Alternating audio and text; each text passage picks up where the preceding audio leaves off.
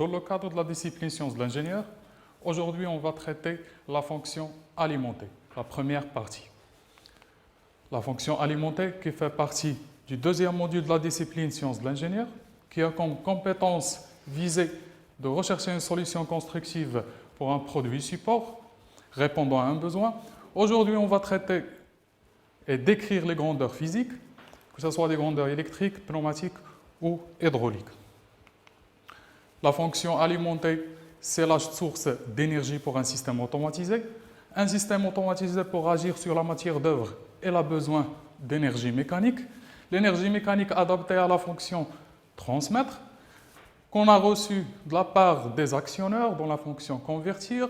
Les actionneurs, ils ont besoin d'énergie pour pouvoir fonctionner. L'énergie alimentée, c'est l'énergie électrique, hydraulique ou pneumatique. L'alimentation, elle vient de certaines sources d'énergie. Il y a ce qu'on appelle les réseaux électriques, les piles, les batteries, les accumulateurs qui permettent de fournir de l'énergie électrique. Il y a aussi la pompe hydraulique. Sous l'effet de l'actionnement d'un moteur électrique, elle permet de fournir une énergie hydraulique. Le compresseur d'air aussi, sous l'effet de l'entraînement mécanique et l'alimentation d'un moteur par énergie électrique, elle permet de fournir une énergie pneumatique. Un groupe électrogène aussi, en alimentant le groupe par du carburant, on obtient la conversion vers une énergie électrique. Alors il y a trois principaux types d'énergie. Il y a l'énergie électrique, l'énergie pneumatique, ça veut dire l'air sous pression, et l'énergie hydraulique, ça veut dire un fluide sous pression. D'où le plan de notre leçon aujourd'hui. On va traiter l'énergie électrique, l'énergie pneumatique et on va finir par l'énergie hydraulique et quelques applications. La question qui se pose tout d'abord, d'où vient l'énergie électrique? Comment on produit l'énergie électrique? Tout d'abord, pour comprendre, on va observer ce fil électrique. Comme tout ce qui nous entoure est composé d'atomes. Un atome, c'est un noyau positif, chargé positivement. Tout autour, il y a des électrons qui sont chargés négativement. Alors, pour les fils conducteurs, il y a ces électrons, ils sont en mouvement d'un atome vers un autre. C'est ce qu'on appelle les électrons baladeurs. Ces électrons baladeurs qu'on appelle aussi les électrons libres. Ces électrons libres, leur mouvement, elle permet tout simplement de produire un courant électrique. Et le courant électrique, c'est celui qui transmet l'énergie. Bien sûr, il y a une raison qui leur donne envie de bouger. Par exemple, si on entraîne un aimant par rapport à une bobine en fil de cuivre, alors le mouvement du champ électromagnétique, elle produit le mouvement des électrons au niveau du fil conducteur. C'est le cas ou le principe de ce qu'on appelle un alternateur. On peut observer nos deux principaux éléments. Un grand aimant qui est entraîné en mouvement de rotation à l'axe d'un bobinage en cuivre, le mouvement et la variation du champ électromagnétique, elle permet la circulation du réseau électrique. La question qui se pose, comment on entraîne en mouvement l'aimant? L'aimant est entraîné à travers une turbine. Et le mouvement de la turbine est à partir de certaines sources. Par exemple, pour une centrale thermique, on va brûler du gaz, du charbon et du pétrole pour produire de la vapeur qui va entraîner en rotation la turbine et par la suite l'aimant, donc la production de l'énergie électrique. Des fois aussi, on peut produire de la vapeur sans brûler le gaz ni fissure, c'est le cas des centrales nucléaire. On va réaliser quoi? On va casser l'atome d'uranium en deux. Cette casse, qu'on appelle la fission, elle produit une forte production de chaleur qui va nous permettre bien sûr de produire de la vapeur et par la suite, la vapeur va entraîner une turbine, la turbine qui est reliée à l'aimant qui va être entraîné en rotation, ce qui fait le champ électromagnétique va produire un courant au niveau du bobinage et on produit de l'énergie électrique. Le problème, c'est que, par exemple, pour l'uranium, on le trouve dans la minerai d'uraninite, qui est stocké dans la terre. Donc, au bout d'un moment, le stock va épuiser. Donc, on doit chercher d'autres solutions. C'est le cas de ce qu'on appelle les sources d'énergie fossiles. Pour trouver une solution, que ce soit une source d'énergie fossile, que ce soit pétrole, gaz naturel ou le charbon, ou l'uranium, on doit trouver d'autres solutions en cas où on aura le stock qui est épuisé. La solution, c'est les énergies renouvelables. C'est ce qu'on appelle les énergies renouvelables, par exemple en utilisant de l'eau ou du vent. Au niveau des centrales hydrauliques, la chute de l'eau, elle permet l'entraînement par rapport à une hauteur d'une turbine, et la turbine, par la suite, elle entraîne un alternateur et on produit de l'énergie électrique. C'est le cas aussi des éoliennes. L'entraînement des pales par le vent, elle va entraîner un alternateur encore une fois, et ça permet de produire de l'énergie électrique à la base du même principe. Par la suite, il ne reste qu'à transporter cette énergie jusqu'à nos domiciles ou les utilisations qu'on souhaite, que ce soit au niveau industriel ou au niveau utilisation domicile. Donc c'est la base et le principe de la production de l'énergie électrique. L'énergie électrique qui provient d'une transformation d'énergie mécanique,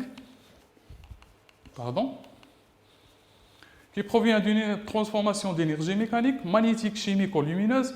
Cette source d'énergie peut se présenter sous forme d'une source de tension continue ou alternative. Alors ici, il s'agit d'une tension alternative avec une période T. Et si on parle d'une tension continue, par exemple, ici d'une valeur de 5 volts. Les sources d'énergie peuvent être, comme j'ai dit, cité précédemment, des sources d'énergie renouvelables ou des sources d'énergie non renouvelables. Elles dépendent d'éléments que la nature, les énergies renouvelables, que la nature renouvelle en permanence. Tant que la Terre existe, il y aura toujours du vent, il y aura toujours du soleil, par exemple. C'est le cas des énergies hydroélectriques, énergie solaire, éolienne, biomasse et géothermique. Il y a aussi les énergies non renouvelables. Ces sources d'énergie disparaîtront un jour, car leur stock sur la Terre est limité. Alors, c'est le cas des énergies fossiles, le charbon, le gaz naturel et le pétrole, ou aussi l'énergie nucléaire. Le cycle de production de l'énergie électrique peut se effectuer à la base d'une source de chaleur, comme on peut produire aussi de l'énergie électrique sans source de chaleur. Alors, le principe ou le cycle de production de l'électricité le plus répandu nécessite à disposer d'une source de chaleur permettant de chauffer de l'eau afin d'obtenir de la vapeur sous pression. Cette vapeur va entraîner en rotation une turbine qui est reliée à un alternateur et l'alternateur permet de convertir cette énergie mécanique en énergie électrique alternative. Après turbinage, cette vapeur est condensée bien sûr pour garder ce qu'on appelle un cycle fermé. Ça veut dire la vapeur, en utilisant une source d'eau froide, va reprendre sa forme liquide afin de garantir un cycle qui est fermé. C'est la base et c'est le principe de production de l'énergie électrique en utilisant une source de chaleur. Voilà un schéma qui illustre ce que je viens de dire. Ici, on parle, vous avez une source de chaleur pour chauffer de l'eau qui permet de produire de la vapeur. Ici, on réalise ce qu'on appelle une compression qui permet d'avoir une vapeur sous pression qui peut entraîner une turbine. Et par la suite, on introduit une source de chaleur froide, une source froide qui permet de refroidir la vapeur et réaliser ce qu'on appelle une condensation pour que la vapeur reprenne son forme liquide et on garde le cycle fermé. Et par la suite, l'entraînement, c'est le même principe, turbine, alternateur, et ici, on réalise une transformation vers une très haute tension pour pouvoir transporter l'énergie électrique dans les lignes à très haute tension. Un transformateur augmente la tension du courant électrique produit par l'alternateur pour qu'il puisse facilement être transporté. Pourquoi? Parce que les lignes ou les fils conducteurs, elles représentent ce qu'on appelle une résistance qui est à la base de la longueur du fil et aussi à la base de la résistivité du fil. Donc automatiquement, on aura des pertes par effet de Joule. De l'intérêt d'augmenter la tension afin de compenser les pertes dues à la longueur des fils. Alors, comment assurer cette source de chaleur?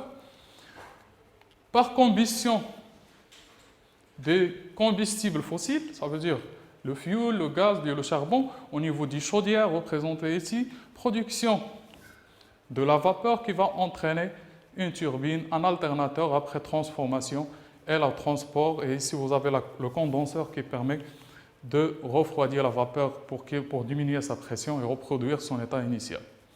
Comme on peut aussi produire de l'énergie ou de la chaleur à la base de la fission des atomes. Ici, je m'excuse, ce n'est pas le schéma exact, ici c'est le schéma relatif Ici, c'est le schéma relatif à la combustion des fossiles. L'essentiel, c'est qu'au niveau des centrales nucléaires, la fission des atomes d'uranium produit de la chaleur, ce qui permet aussi de garder le même cycle de production. On peut utiliser aussi la chaleur terrestre, c'est le cas des centrales géothermiques. Par exemple, ici, vous avez la centrale Nord 3 à Ouarzazate, qui consiste à avoir un tour solaire et qui tout autour, vous avez des miroirs. Alors, les rayons de soleil sont reflétés par ces miroirs vers le même point au niveau de la tour, ce qui permet de concentrer les rayons de soleil et produire de la chaleur, et le cycle par la suite, c'est le même. On peut aussi réaliser la combustion du bois, des déchets organiques, c'est le cas des centrales biomasse. Avec certaines énergies renouvelables, le cycle de production de l'électricité ne nécessite pas une source de chaleur. C'est la deuxième famille. Ça veut dire produire de l'énergie électrique sans utilisation d'une source de chaleur. C'est le cas des énergies éoliennes, hydrauliques et solaires photovoltaïques. Le premier type, l'énergie hydraulique. Au niveau d'un barrage, vous avez le lac de retenue. On peut ouvrir un orifice et on aura la chute de l'eau par rapport à une hauteur, c'est l'effet de l'énergie potentielle due à la différence de hauteur. On aura une chute qui permet d'entraîner une turbine, reliée à un alternateur, et par la suite, on transforme l'énergie vers une très haute tension pour qu'il puisse être transporté. La puissance du centrale hydroélectrique, elle dépend de quoi? Elle dépend de la hauteur, de la chute, et elle dépend du débit de l'eau. Comme on peut utiliser aussi l'énergie éolienne, qui ne nécessite pas une source de chaleur pour le fonctionnement, vous avez les pales qui sont entraînées en rotation sous l'effet de vent. Les pales, au niveau de la nacelle, on retrouve un alternateur qui est entraîné en rotation, ce qui permet de produire de l'énergie électrique transformée pour qu'il puisse être transporté. Pour les centrales éoliennes, elles nécessitent une vitesse minimale pour fonctionner entre 10 à 15 km par heure du vent, mais aussi par question de sécurité, on doit limiter ou bloquer les pales lorsque la vitesse du vent dépasse une certaine valeur, par exemple de 90 km par heure, par question de sécurité pour éviter la rupture des pales. Le dernier exemple, c'est l'énergie solaire produite au niveau du panneau photovoltaïque. Ils sont caractérisés par quoi ces panneaux photovoltaïques? Sous l'effet de la lumière captée des panneaux solaires, ces panneaux contiennent du silicium, qui est un matériau conducteur contenu dans chaque cellule photovoltaïque qui permet de libérer des électrons libres pour créer un courant électrique continu. Pour la majorité de ces applications, on a observé que le problème, c'est au niveau du transport de l'énergie électrique, puisqu'on ne peut pas le stocker en une grande quantité. Donc le transport, elle passe à partir des centrales hydrauliques thermiques au nucléaire. Tout d'abord, on réalise une transformation vers une très haute tension, par exemple 400 kV, pour qu'il puisse être transporté à travers les lignes à très haute tension. Par exemple, au niveau des entrées des villes, vous trouvez toujours des postes d'interconnexion qui permettent de distribuer l'énergie en fonction de la tension souhaitée. Par exemple, on va transporter ou distribuer une énergie vers l'ONCF, par exemple, qui nécessite une très haute tension. Sinon, on peut transformer aussi vers l'industrie, transformer la tension vers une haute tension de 20 kV, par exemple, pour les utiliser au niveau de l'industrie, et aussi les transformer vers la fin pour avoir une tension alternative de 220-380 volts au niveau des domiciles. Donc, parmi les caractéristiques de l'énergie électrique fournie au niveau des domiciles, c'est que la tension elle est alternative avec une fréquence de 50 Hz avec une valeur efficace qui atteint 220 volts. Le problème, c'est que dans de nombreuses applications électroniques, il est nécessaire d'avoir une alimentation continue, en général de très basse tension, ça veut dire inférieure à 24 volts. Ce type d'alimentation, on peut l'avoir à la base des piles, par exemple, ou des accumulateurs, des batteries et des accumulateurs. Sinon, on a une autre solution, c'est l'utilisation du réseau ONE, que j'ai dit qu'elle permet de fournir un courant alternatif. Donc, la solution, c'est qu'on a un problème de compatibilité. Ça veut dire qu'on doit rendre la tension alternative en tension continue. C'est l'objectif de la partie suivante. c'est avoir une alimentation électrique continue stabilisée. Alors, pour profiter de l'alimentation fournie par l'ALUINE, on doit adapter ses caractéristiques à celles des composantes électroniques. Pour cette raison, on doit suivre les étapes suivantes. Vous avez 4 étapes essentielles. La première, c'est la transformation. Au début, vous avez un signal sinusoïdal, un courant ou une tension sinusoïdale. On doit transformer pour diminuer l'amplitude de la tension et on garde la même forme du signal. Par la suite, on réalise un redressement qui consiste à supprimer la partie négative du courant et la rendre positive. Et par la suite, un filtrage qui permet d'éviter la chute de tension jusqu'à 0, c'est ce qu'on appelle le filtrage. Mais le signal obtenu, il contient toujours des ondulations, ce qu'on appelle des ondulations. Pour supprimer ces ondulations, on utilise un régulateur afin d'avoir une tension continue à la sortie. La première étape, c'est la transformation. La transformation, elle a pour rôle d'abaisser la tension du secteur, qui est de 220 volts. L'élément électrique qui réalise cette fonction est le transformateur. Vous avez ici un schéma qui illustre un transformateur qui est caractérisé par des spires primaires et des spires secondaires. Vous avez ici la tension primaire U1 et la tension secondaire U2. L'objectif est de diminuer ou d'abaisser la tension du secteur par rapport à l'entrée. Ici, vous avez l'ancien symbole qui désigne le transformateur et le nouveau symbole qu'on utilise pour un transformateur. La tension primaire et la tension secondaire. Elle est caractérisée par le rapport de transformation. Le rapport de transformation qui est égal à la tension secondaire divisé par la tension primaire. Et est égal aussi au nombre de spires secondaires divisé par le nombre de spires primaires. D'où la tension de sortie qui peut être représentée en fonction du nombre de spires. La tension secondaire qui est égale au nombre de spires secondaires divisé par le nombre de spires primaires multiplié fois la tension primaire. Pour avoir, lorsque N2 est inférieur à N1, ça veut dire que M est inférieur à 1, on parle d'un abaisseur de tension. Lorsqu'il est supérieur à 1, on parle d'un élévateur de tension. La deuxième étape, c'est le redressement. Le redressement, ou le rôle de redressement, est de garder la partie positive ou celle négative d'une sinusoïde d'entrée. Cette fonction est réalisée par une diode. Alors la diode, c'est une composante électronique à conduction unidirectionnelle. Elle ne laisse passer le courant électrique que dans le sens de l'anode vers le cathode. Le principe, tout d'abord, on va commencer par ce qu'on appelle un redresseur mono-alternance. Ce type de redressement permet de supprimer l'alternance négative du signal issu du transformateur pour conserver l'alternance positive. Cette opération est réalisée par une diode qui est en polarisation directe. Ça veut dire diode passante dans l'alternance positive et diode bloquée dans l'alternance négative. C'est le principe de redressement mono-alternance que vous pouvez observer ici. Vous avez un transformateur qui permet d'obtenir une tension secondaire de 5 volts. Cette tension, on va insérer une diode qui permet d'avoir une tension UR. Donc, à la base de la diode, lorsque la tension est positive à l'entrée, donc la diode sera passante et on garde la même valeur.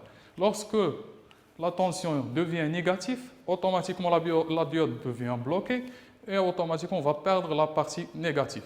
D'où l'intérêt d'utiliser le deuxième redresseur, c'est ce qu'on appelle le pont de Grills ou le redressement double alternance à la base d'un pont de diode. Au lieu d'utiliser une seule diode, on va utiliser 4, D1, D2, D3 et D4.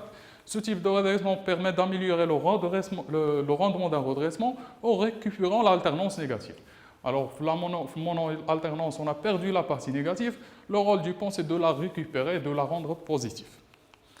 Le principe, c'est que la tension d'entrée ici, VE, au niveau, elle est une alternance sinusoïdale.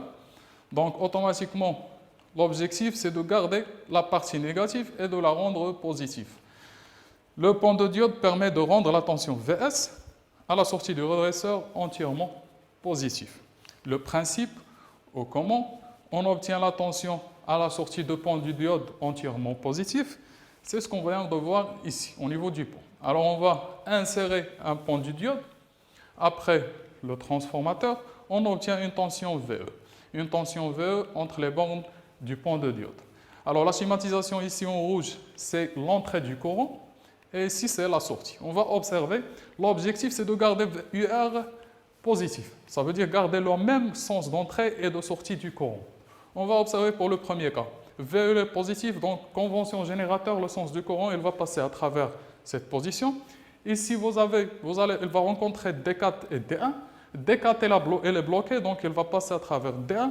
Elle va rencontrer D2 ici, qui est bloqué, donc elle va passer vers la sortie, vers UR. Par la suite, le retour du courant, elle va s'effectuer ici, à travers le pont de diode. À l'entrée, elle ne va pas passer à travers D4 parce qu'il y a une présence du courant ici. Donc, automatiquement, elle va passer à travers D3. La même chose au niveau de D2. Et il y a une présence de courant, donc elle va passer et elle aura un retour. Et on va garder la même convention et on va garder la partie positive de l'alternance. Dans le cas où l'alternance VE est négatif, alors dans ce cas, le sens du courant est inverse. Donc l'entrée du courant s'effectue ici. Dans ce cas, D3 elle est bloquée, donc elle va passer à travers D2. Et D1 bloqué, donc elle passe vers la suite du circuit. Et le retour du courant, elle s'effectue ici. Elle ne peut pas passer à travers D3 parce qu'il y a présence de courant ici, donc elle passe à travers D4. D1, il y a une présence de courant, donc elle passe vers le retour. Donc, automatiquement, on a gardé le même sens d'entrée, de passage et de retour du courant. Donc, on va récupérer la partie, ça sera une partie aussi positive. Donc, on récupère la partie négative et on la rend positive. C'est le rôle de ce qu'on appelle un redressement. Par la suite, après l'utilisation d'un redressement, on obtient une alternance qui est périodique aussi, mais on atteint le zéro. Donc, l'objectif du filtrage, c'est de maintenir la tension de sortie supérieure à une certaine valeur. Pour réaliser ça, on va insérer en parallèle ce qu'on appelle un condensateur.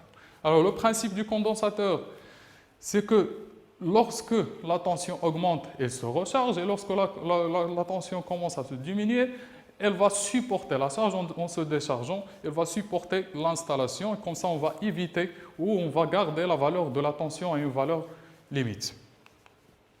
Donc, lorsque la tension augmente, le condensateur se charge, et lorsque la tension de sortie tend à diminuer, comme vous observez ici, le condensateur se décharge, ce qui réduit fortement la chute de tension. Le problème ici, c'est qu'on observe au niveau du signal qu'il contient des ondulations. Alors ces ondulations, elles sont supprimées la quatrième étape, c'est la régulation, en utilisant un régulateur. Pour éliminer les ondulations de la tension fournie par un redresseur double alternance filtré par un condensateur, et pour stabiliser la tension à une valeur donnée, on insère dans le circuit un circuit intégré régulateur. Alors ici, vous avez le schéma. Le régulateur, c'est un composant électronique qui est généralement à 3 bornes, dont le symbole est le suivant. Il y a la borne d'entrée, la borne sortie et une borne qui est reliée à la masse. Alors la famille de régulateurs qui est généralement utilisée dans la pratique, c'est la famille 78, avec deux chiffres XX, qui désignent quoi? Qui désignent la tension à la sortie du régulateur. Par exemple, si on considère un régulateur de type 78,05, ça veut dire qu'à la sortie, on aura une tension de 5 volts. Et vers la fin, voici un schéma qui illustre l'ensemble des étapes réalisées. À l'entrée, vous avez une tension alternative de 220 volts à l'entrée du transformateur. On va diminuer ou abaisser la tension en utilisant le transformateur. Par la suite, en utilisant un pont de diode, on va supprimer la partie négative et on va la rendre positive. On obtient un signal périodique, mais on doit garder la valeur de la tension supérieure à une certaine valeur. C'est l'objectif de l'insertion d'un condensateur en parallèle, ce qui permet d'avoir un signal mais avec des ondulations, et c'est le rôle du régulateur afin, ici par exemple 78,05, ça veut dire on s'assure qu'on aura à la sortie ou entre les bornes de la résistance une tension continue stabilisée de 5 volts. Alors, pour récapituler, pour finir, je vous invite, chers élèves, à penser à la réalisation de ces exercices pour la séance prochaine. Le premier exercice, elle est à la base d'un moteur monophasé qui absorbe une puissance de 1,1 kW et une tension de 240 volts et un courant de 5,25 ampères. Sa puissance utile est égale à 1 kW, ça veut dire la puissance mécanique. Vous devez calculer son facteur de puissance, cosinus phi, à 10 puissance moins 3, ça veut dire à une précision de 10 puissance moins 3, et calculer son rendement en pourcentage. Le deuxième exercice, on souhaite faire fonctionner un moteur de modèle réduit de 12 volts, d'une puissance de 12 watts, alimenté en 7,2 volts pendant 90 minutes. Que devra être la capacité de la batterie qui va alimenter ce moteur? On devait calculer Q en ampères heure. Et le troisième exercice, vous allez considérer cette chaîne d'alimentation qui est composée d'une alimentation reçue du réseau ONE qui permet à travers un chargeur de recharger une batterie. La batterie permet d'alimenter un moteur qui permet de fournir une énergie mécanique de 10 watts. Vous avez certaines données, par exemple, pour la batterie. La batterie, elle délivre 12 volts et elle a une capacité de 18 ampères heure. Le moteur, il a une puissance utile de 10 watts, une tension nominale d'alimentation 12 volts et un rendement 50%. Le chargeur, elle permet de délivrer une tension 12 volts avec un rendement de 40%. Et la tension reçue du secteur, c'est 230 volts. Pour les questions, vous devez calculer la puissance absorbée par le moteur, le courant consommé par le moteur, le temps de fonctionnement de la batterie. Vous allez considérer le cas où la batterie sera rechargée, ça veut dire supposée déchargée, on va la recharger avec un courant de 1 ampère. Essayez de calculer le temps nécessaire pour recharger la batterie, la puissance instantanée PC en watts fournie par le chargeur, la puissance totale en wattheure fournie par le chargeur, et la puissance instantanée absorbée par le chargeur, le courant absorbé par le chargeur, calculer la puissance totale absorbée par le chargeur et finir en calculant le rendement global du système. Vous pouvez revoir ces exercices lorsque la science sera partagée sur YouTube, comme vous pouvez aussi trouver le document court dans la plateforme Tilmid TIS. Donc merci, chers élèves, pour votre attention et à la séance prochaine où on fera la correction. Merci.